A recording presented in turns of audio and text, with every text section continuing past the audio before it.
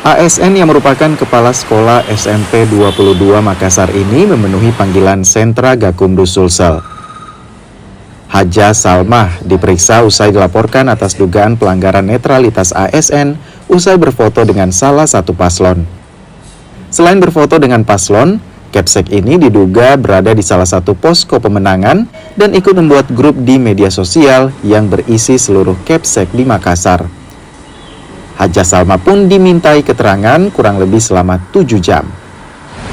Kenapa kita panggil guru tersebut? Karena memang kemarin kita terima laporan terkait adanya dugaan pelanggaran netralitas ASN dan dugaan tindak pidana pemilihan terkait pasal 188 di Keputusan.